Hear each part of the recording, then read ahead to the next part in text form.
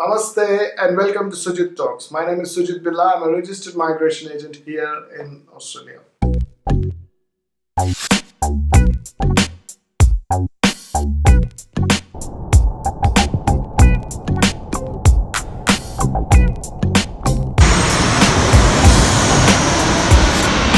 So in this video, a registered migration agent is talking about a registered nurse. So both of these occupations are registered. So you can't work as a nurse in Australia without having a registration. Likewise, I can't work as a migration agent unless I'm registered with the Office of Migration Agents Authority.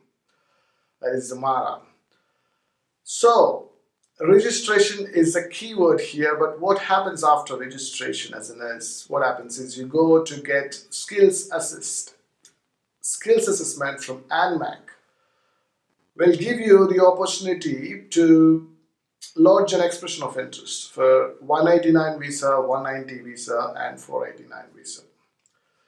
For those people who are not familiar with 189, 190 and 489, stop watching this video. Go to my YouTube channel, Sujith Talks, and look for relevant videos on these visa types. Also, if you're not familiar with MLT-SSL, STSOL, and ROL, search with MLT-SSL versus STSOL versus ROL, give a space and type in Sujith Talks on YouTube, you'll find my video. I've explained with examples what it means to be in MLT-SSL, likewise what it means to be on STSOL and ROL. The benefit of being on MLT-SSL is that you will have multiple options usually, 189, 190 and 489. The registered nurses are in MLT-SSL and they have opportunity for 189, 190 and 489.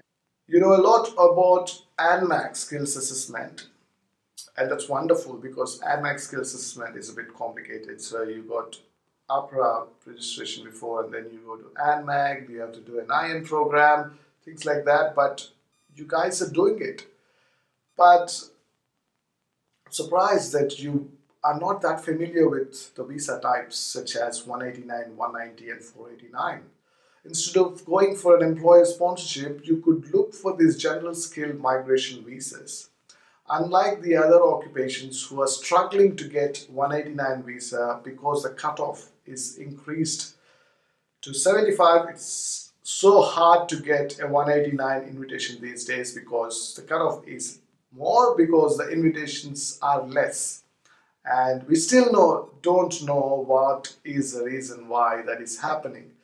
But what we know and what the numbers say is we've got lots of 190 visas given these days. Also, we have got 489 visas. Okay.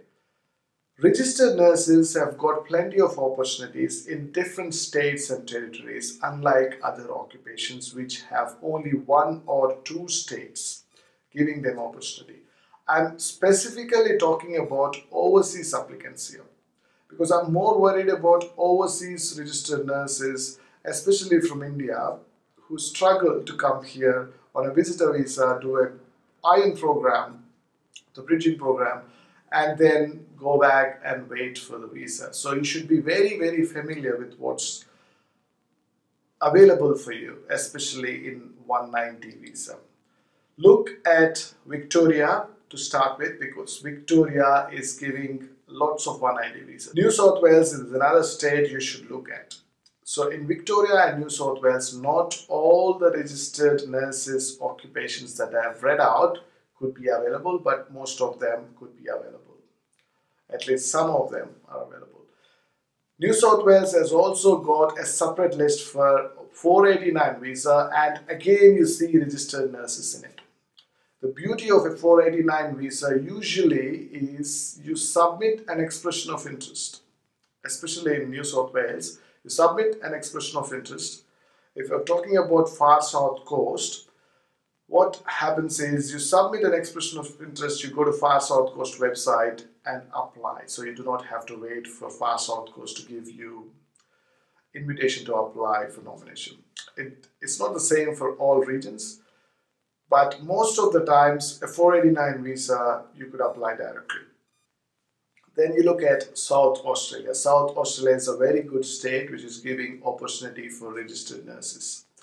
And you could have just 50 points or 55 points sometimes, because there are some 190s and 489 visas. So at least if you have 55 points, you could look at options like these. Having said that, there are other requirements for these regions, like having 7 each in IELTS or 65 each in PTE, and having some work experience. You're looking at 3 to 5 years. On top of that, there could be other requirements like financial evidence.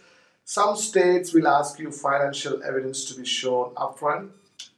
Otherwise, they'll just ask you to nominate a figure, and then they'll worry about checking the evidence in later stages.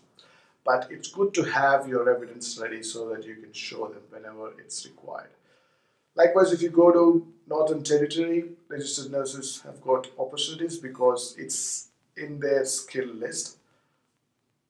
Similarly, Western Australia, which is very stubborn, it's not giving many opportunities for many occupations. So it's not giving invitations for many occupations. If you look at their skill list, there are less number of occupations in it. And luckily, registered nurses are in there. Okay, other states you could look at is Tasmania. So I've spoken about Victoria, New South Wales, South Australia. I've spoken about NT, Northern Territory, and Western Australia. Now I'm talking about Tasmania. So even Tasmania has got opportunities. Some of the states might ask you, what job research have you done? They'll ask you this question in the application. What job research have you done? How have you done it? And they want you to show some evidence regarding that. Remember, they're not asking you for a job offer. They're asking you for a job research. So they should be convinced that you have done good enough research before applying for their state nomination. Again, I repeat, this video is specifically targeted at overseas registered nurses, especially from India, who are not familiar with these state nominations. Okay. The discussion in Australia today is whether migrants should be put in regional areas so that they will develop the regional Australia. And you have to grab that opportunity with both hands, because you have nothing to lose if you're living in regional area. You will know more about Australia, and especially if you're a registered nurse, you should not worry like an IT professional, because for an IT professional, they might think, where are the companies here? Where am I supposed to work? But for you as a registered nurses, you could find some hospitals to work. So, my dear registered nurses, if you are happy to take risks, you've got lots of opportunities in regional areas, 489 visas as well as 190 visas. So start submitting your expression of interest if you meet the requirements, and if you're not familiar with the requirements, contact me. Or if you want me to take over from you after ANMAC skills assessment, I'm happy to do that. My name is Sujith Billa. I'm a registered migration agent, just like registered nurse. I'm registered migration agent who is able to give immigration advice legally in Australia.